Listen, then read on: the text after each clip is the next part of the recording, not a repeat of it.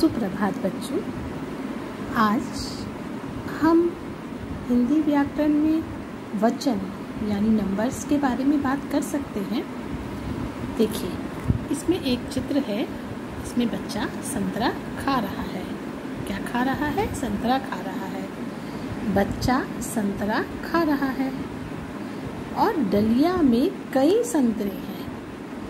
यहाँ संतरा शब्द के लिए एक के लिए और संतरे शब्द एक से अधिक के लिए प्रयोग किया गया है।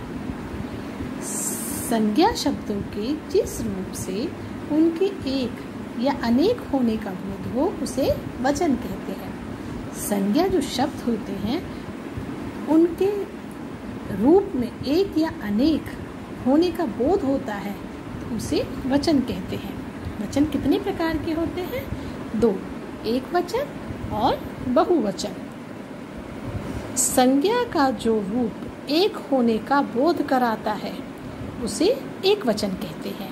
संज्ञा का वो रूप जो एक होने का बोध कराता है उसे एक वचन कहते हैं, जैसे लड़की, गुब्बारा, मेज आदि।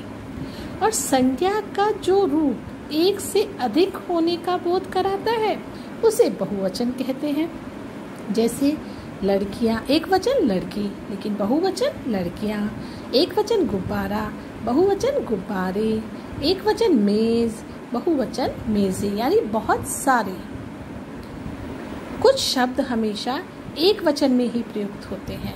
कुछ शब्द ऐसे होते हैं जो हमेशा एक वचन के लिए ही प्रयोग किए जाते हैं, जैसे पानी, सोना, स्वतंत्रता, चांदी, दूध। आप इसको पानी को और स्वतंत्रता, सोना, चांदी, दूध को एक वचन और बहुवचन में नहीं आप इसको बांट सकते। ये एक वचन में ही प्रयोग होते हैं। कुछ शब्द हमेशा बहुवचन में ही प्रयोग होते हैं, जैसे प्राण, आंसू, हस्ताक्षर, दर्शन आदि। आदर देने के लिए भी एक वचन को बहुवचन में प्रयोग किया गया है, जैसे पिताजी आए हैं। आए हैं अपने आप ही पिताजी को आदर देना है। पिताजी आया है नहीं कहेंगे, क्योंकि पिताजी तो आपके एक वचन है। अगर उनको कहा जाए एक वचन में तो पिताजी आया है, लेकिन यहाँ आदर देना है तो इसलिए पिताजी आए हैं। आज लाल किले पर हमारे प्रधानमंत्री भाषण देंगे। वो इस देश के प्रधानमंत्री हैं, तो इसलिए अगर एक वचन होता, एक वचन में प्रयोग करते तो क्या कहा जाता? आज लाल किले पर हमारा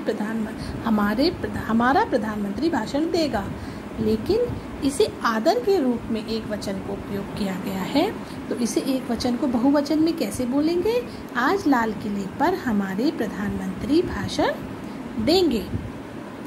संज्ञा या सर्वनाम शब्दों का वचन बदलने पर क्रिया का रूप भी बदल जाता है, जैसे लड़का पढ़ रहा है, वह खेल रहा है। लड़का पढ़ रहा है, इसका जब आप क्रिया का रूप करेंगे तो लड़के पढ़ रहे हैं। लड़का पढ़ रहा है और लड़के पढ़ रहे हैं। क्रिया का रूप देखिए, पढ़ रहा है और पढ़ रहे हैं। रहे हैं तो आपका ये क्रिया का रूप बदल गया। वह खेल रहा है और वे खेल रहे हैं। क्रिया का रूप बदल गया। भाववाचक संज्ञा तथा द्रव्य पदार्थों का प्रयोग एक वचन में ही होता है। माँ की ममता, ममता भाववाचक संज्ञा है। माँ की ममता उमड़ पड़ी। दूध पीना स्वास्थ्य के लिए अच्छा है। दूध द्रव्य पदार्थों में आता है। इस तरीके से बच्चों, हमने आज वचन के बारे में कुछ बातें जरूरी जानी। अब मैं इससे संबंधित आपको कुछ गतिविधियाँ दूंगी जो आपको करनी होगी।